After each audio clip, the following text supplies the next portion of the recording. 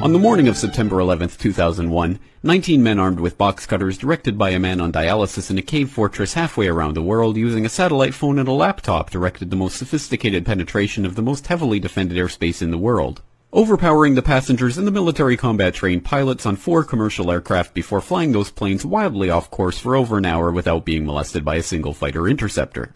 These 19 hijackers, devout religious fundamentalists who like to drink alcohol, snort cocaine, and live with pink-haired strippers, managed to knock down 3 buildings with 2 planes in New York, while in Washington a pilot who couldn't handle a single-engine Cessna was able to fly a 757 in an 8,000-foot descending 270-degree corkscrew turn to come exactly level with the ground, hitting the Pentagon in the Budget Analyst Office where DoD staffers were working on the mystery of the $2.3 trillion that Defense Secretary Donald Rumsfeld had announced missing from the Pentagon's coffers in a press conference the day before, on September 10th, 2001.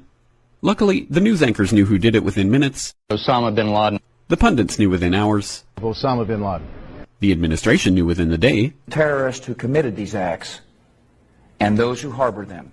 And the evidence literally fell into the FBI's lap. That a hijacker's passport was found blocks from the World Trade Center crash site, if you can believe that.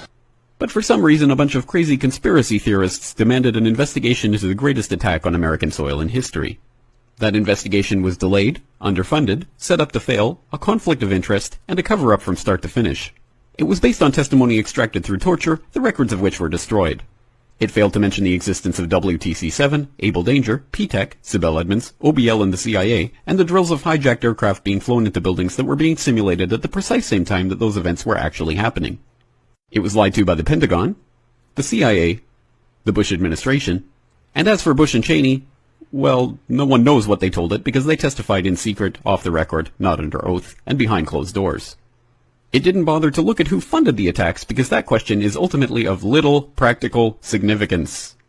Still, the 9/11 Commission did brilliantly answering all of the questions the public had, except most of the victims' family members' questions, and pinned blame on all the people responsible, although no one so much as lost their job, determining the attacks were failure of imagination. Because Nobody in our government, at least, and I don't think the prior government that could envision flying airplanes into buildings.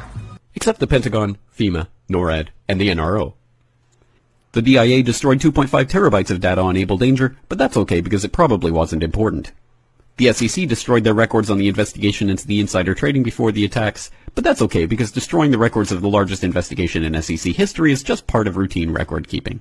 NIST has classified the data that they used for their model of WTC-7's collapse, but that's okay because knowing how they made their model of the collapse would jeopardize public safety. The FBI has argued that all material related to their investigation of 9/11 should be kept secret from the public, but that's okay because the FBI probably has nothing to hide. This man never existed, nor is anything he had to say worthy of your attention, and if you say otherwise, you are a paranoid conspiracy theorist and deserve to be shunned by all of humanity. Likewise him, and her. And her, and her, and him. Osama bin Laden lived in a cave fortress in the hills of Afghanistan, but somehow got away. Then he was hiding out in Tora Bora, but somehow got away.